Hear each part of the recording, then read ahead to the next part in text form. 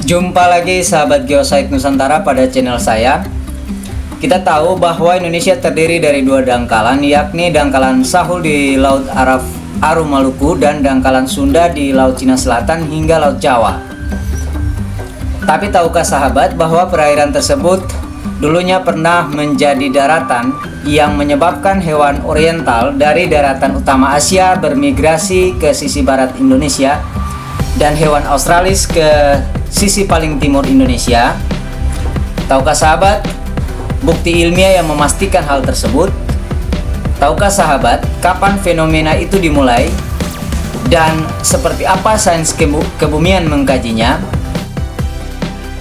Video ini akan mengajak sahabat menyelami hasil riset para ilmuwan dalam menjawab fenomena dimaksud, terlebih khusus membahas secara komprehensif dangkalan Sunda yang mencakup area Selat Malaka, Laut Cina Selatan, dan Laut Utara Jawa dalam ruang dan waktu.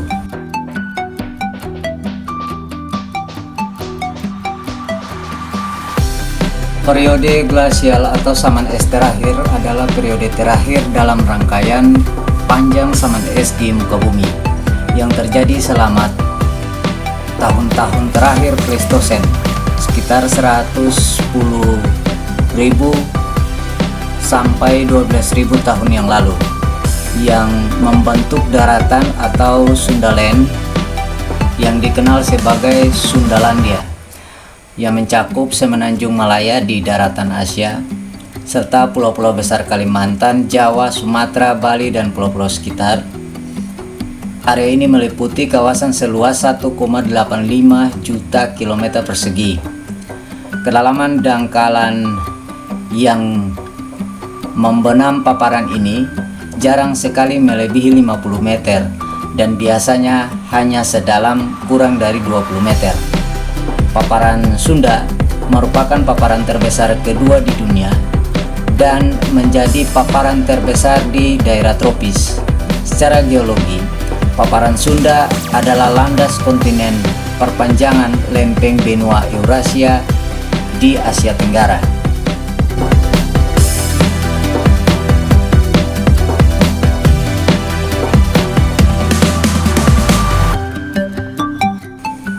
Cannon et al. Pada 2009 telah melakukan penelitian terhadap distribusi vegetasi di wilayah Sundalandia pada maksimum glasial terakhir menggunakan model spasial eksplisit yang digabungkan dengan bukti-bukti geografi, paleoklimatologi, dan geologi. Vegetasi dibagi menjadi 3 macam, yaitu vegetasi pesisir dan rawa, vegetasi daerah rendah, dan vegetasi daerah tinggi. Banyak rawa pesisir yang meluas sampai ke pedalaman ditumbuhi kerapatan gambut dan kerangas yang berbagi dengan hutan rawa gambut pesisir. Laut Utara Jawa masih merupakan area savana dan padang rumput, dan pesisir selatan serta perairan selatan Kalimantan dengan warna abu-abu merupakan area sebaran hutan berdaun gugur saat itu. Namun ketika daratan mulai tergenang pada 11.000 tahun yang lalu hingga 9.000 tahun yang lalu, vegetasi pesisir dan rawa mengalami ekspansi yang dramatis tetapi relatif singkat. Pada sekitar 8.000 tahun yang lalu, vegetasi pantai telah kira-kira pada posisi yang sama dengan saat ini.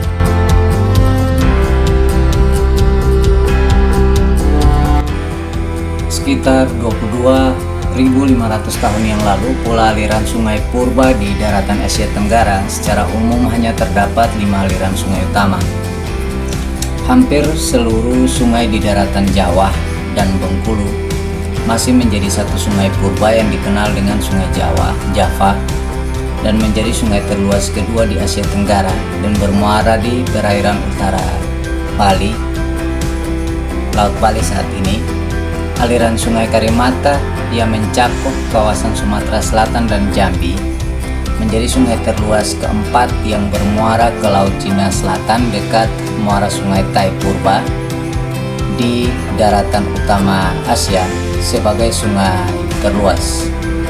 Sementara catchment area Sungai Sumatera mencakup kawasan Sumatera Utara dan pesisir utara Aceh dengan luas 302.000 km persegi bermuara di Selat Malaka, perairan utara Aceh saat ini. Sungai-sungai yang saat ini terbenam di dasar paparan Sunda tersebut masih menyisakan bekas aliran sungai purba bawah laut yang kemudian dikenal dengan istilah River Drowned hingga saat ini.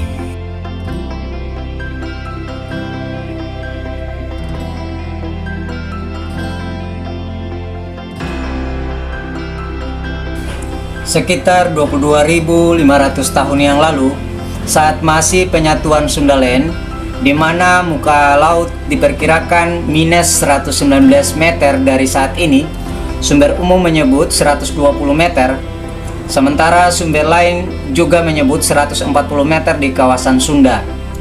Peristiwa pencairan es tampak lambat. Baru pada sekitar 14.500 tahun yang lalu, peningkatan laju pencairan es atau dikenal dengan istilah glasiasi tampak mulai masif terjadi.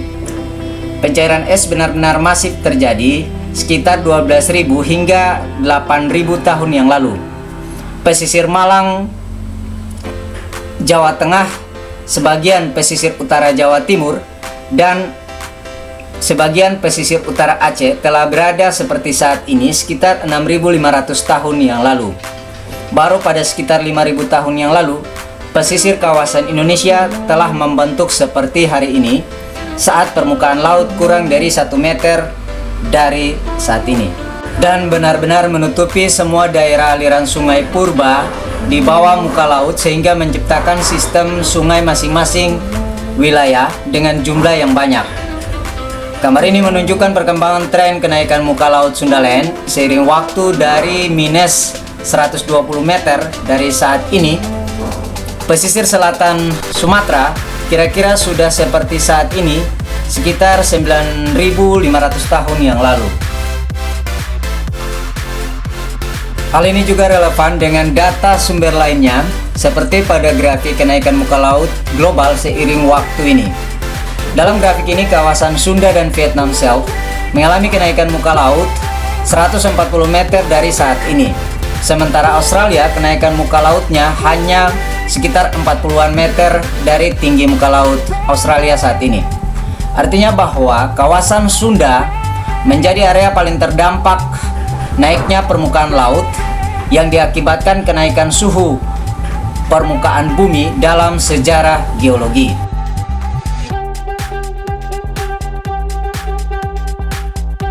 Studi tentang iklim bumi di Greenland, kawasan Kutub Utara, menunjukkan terjadi kenaikan suhu sekitar 20 derajat Celcius sebelum 14.000 tahun yang lalu dibanding data maksimum glasial terakhir pada sekitar 21.000 tahun yang lalu, dan kembali naik pada sekitar 11.000 tahun lalu setelah sebelumnya turun ke minus 50 derajat Celcius sebelum 12.000 tahun yang lalu.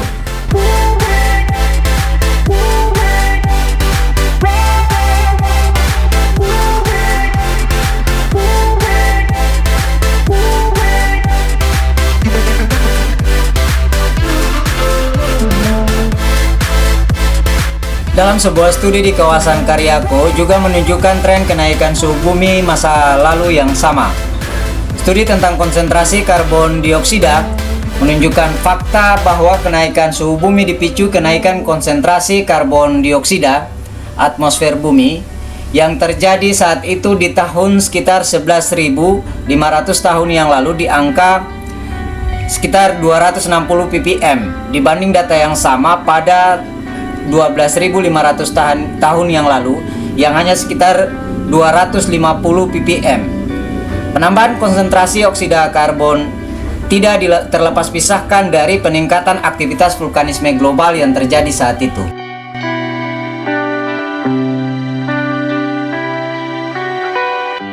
Dari hasil kajian yang panjang, para ilmuwan mengkonstruksikan fenomena pencairan lapisan es dan glasiasi di kawasan Kutub Utara bumi dimulai dari 25.000 tahun yang lalu hingga data 2.900 tahun yang lalu, untuk melihat tren pengurangan luas daratan es bumi dari waktu ke waktu yang berujung pada kenaikan muka laut global dan mengubah kenampakan muka bumi seperti hari ini. Dalam data ini, sekitar 8.200 tahun yang lalu, daratan Kanada masih menyisakan lapisan es sangat tipis dengan luasan yang sangat sedikit. Dan Kanada baru bebas lapisan es sekitar 6.000 tahun yang lalu.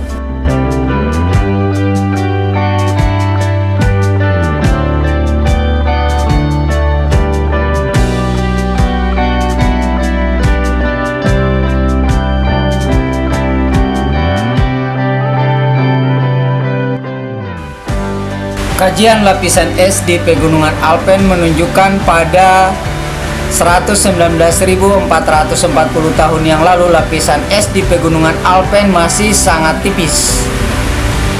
Diawali perluasan lapisan es sekitar 117.040 tahun yang lalu dan terus bertambah hingga puncak glasial pada 106.800 tahun yang lalu. Kemudian kembali menipis dan mencapai puncak glasiasi pada 93.840 tahun yang lalu sebelum kembali meluas dan mencapai puncak pada 86.320 tahun yang lalu.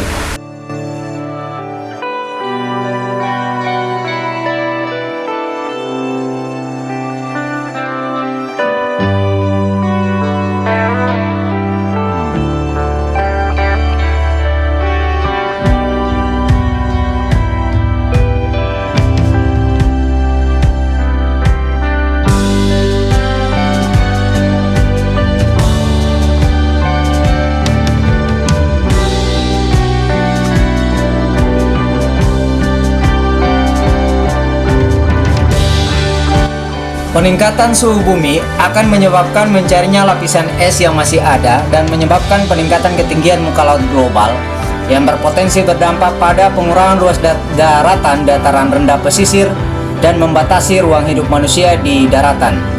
Aktivitas manusia di era industri tak terkendali akan mempercepat mekanisme alamiah fenomena glasiasi tersebut. Selama 3 miliar tahun terakhir, bumi telah mengalami sekitar 5 zaman es yang signifikan, dan itu merupakan perulangan kejadian dari apa yang pernah terjadi sebelumnya. Tugas kita adalah tidak mempercepat mekanisme alam tersebut dengan mendukung kebijakan zero carbon untuk menghambat percepatan perulangan mekanisme alamiah tersebut.